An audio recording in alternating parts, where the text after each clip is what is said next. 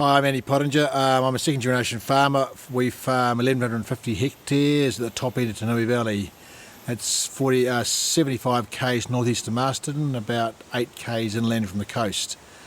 As I say, second generation. My father took the property over in 1950 as part of a rehab settlement after the Second World War, and then we subsequently bought the neighbouring property in 1989. So mainly rolling steep hill country farm, sheep, beef and forestry. Predominantly sheep at the moment. Sheep are very profitable, but forestry plays a big part of our farming business.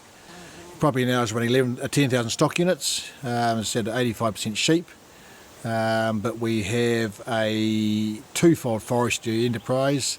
The original plantings were for shelter, shade, erosion and aesthetics, and in the last sort of 15 years we've concentrated on a production forestry enterprise as well.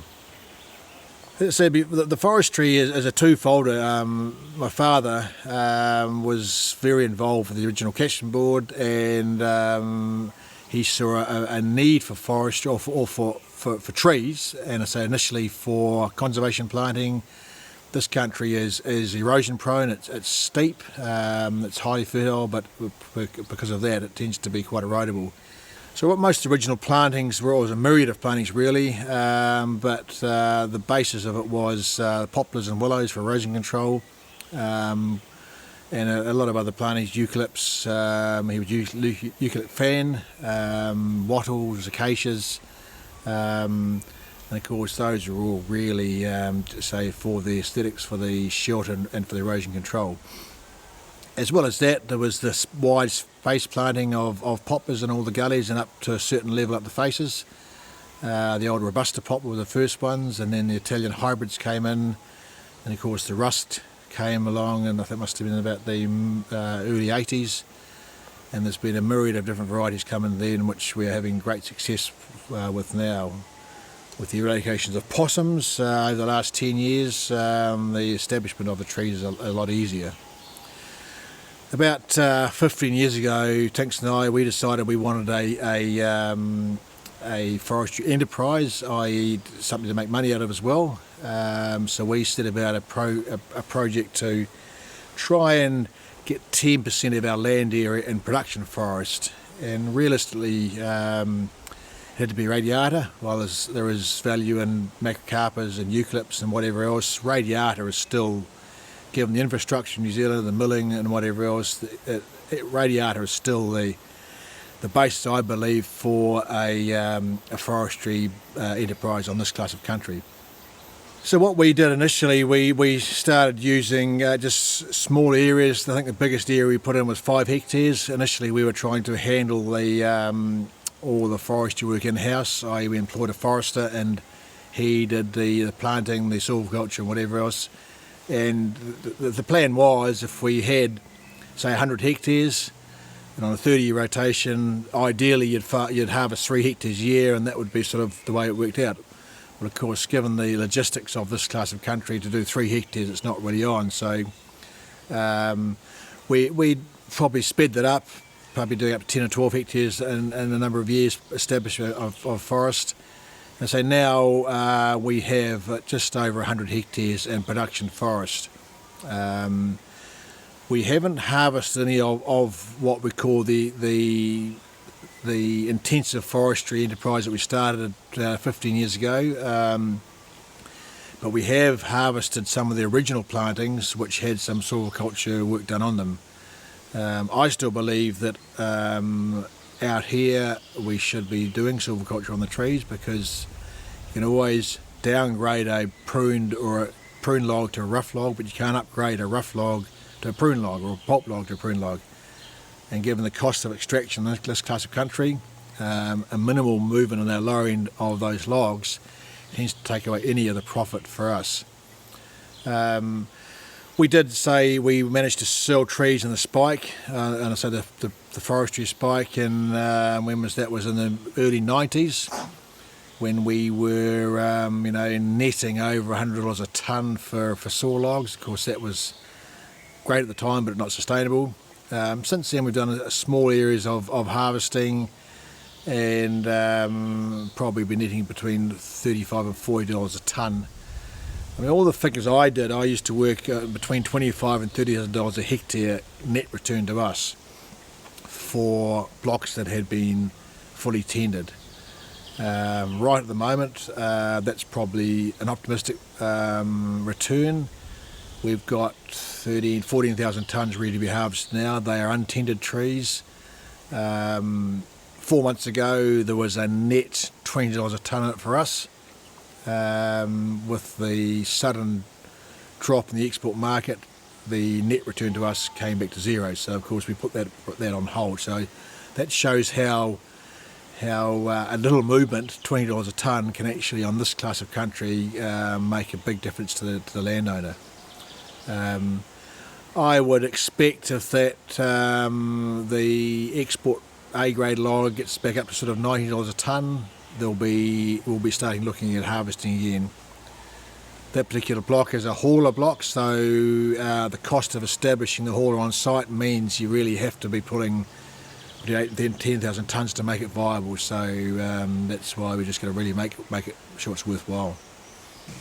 Some of the wider space plantings that we did with eucalypts and a little bit of radiata, but eucalypts and waters and whatever else, and some of our badly eroded faces, we tried to establish individual trees, but we found it was a high cost, high risk, high failure rate. So we ended up ring fencing sort of a 3 to 5 hectare face, which was very erodible, filling it up with trees, and then retiring from all stock for 5 years on a temporary basis. Once the trees got to 2 to 3 metres, we then let grazing back in there, mainly with sheep initially and latterly with cattle. The survival was about 75-80% of the trees we were trying to put in there. But the added bonus of that was firstly the pasture return, because it was quite wide spacing, but secondly the benefits to stock in those paddocks for shelter, particularly in rough conditions, and overlambing. There's one particular paddock I can think of where, in a particularly stormy year about 7 or 8 years ago, that paddock docked, I think, about 25% more lambs than anywhere else. We say it's because of the shelter in the paddock. I mean, maybe it was just an aberration, but that's the sort of thing that we saw as a positive benefit to that. That's on the production of the livestock. Secondly, the track below that face is now fully established, whereas 20 years ago, every year the track was impassable and was destroyed. So there's a very tangible benefit of having that face retired for the period it was, opened up again. There was minimal grazing through it, but it is now established and stable.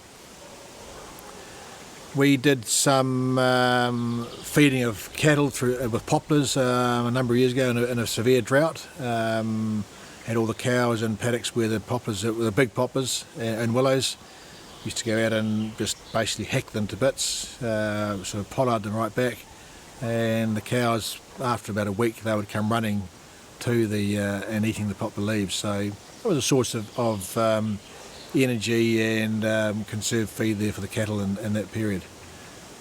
One of the other benefits of forestry, I mean, this class of land, you can basically grow livestock on it. It grows grass, or you can grow pine trees. There's no other use for it. So one of the reasons we looked at this forestry enterprise was firstly to diversify our income base, but also another source of revenue for either succession planning. If we decide to opt out of farming and one of our children want to go farming, we could say, right, we'll retain the cutting rights to the trees. That will give us an income stream for the future, and one of the members of the family could carry on farming. Because often when one generation wants to exit farming, there's a requirement for a lump of cash, and we see that forestry enterprise we've got there as a lump of cash.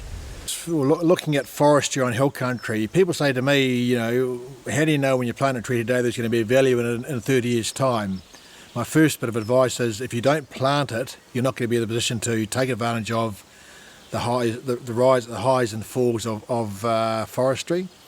the first thing to do is put the tree in the ground, fence the area off, put it underground, and then plan from there. But until you plant it, you're never going to be in that position. The other thing I say is that get advice. There are a lot of people out there now with a lot of expertise in that area. Because we are farmers by nature. We've got information and knowledge on livestock farming. Forestry is quite a different enterprise to livestock farming.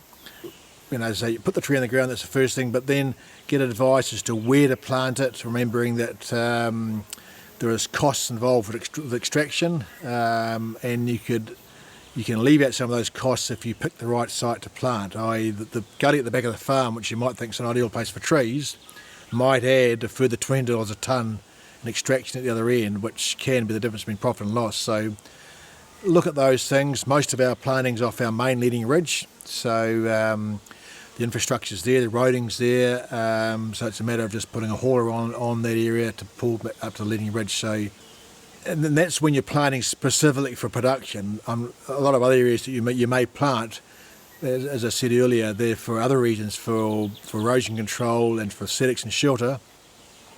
And that may be the rough gully and whatever else. It's still better off in trees than anything else, but remember that you are going to have extra costs if it's in a more inaccessible area. But get advice, but the first thing is get the tree in the ground, because you will not be in a position to even think about it in 30 years' time if you haven't planted the tree. One of the other benefits of trees is, a lot of this country was in some sort of cover before, and whether it was not much bush here, but whether it's manuka or tauini or scrub of some sort. You denude it from vegetation when we developed it, and I think that the addition of trees, and as I said, some awkward corners, some gullies and whatever else, adds to the aesthetics of the property. And it's quite nice to fly over this property now from a height, and compare it with possibly another farm that's had very little tree work done to it, and it certainly makes it a better picture to look at.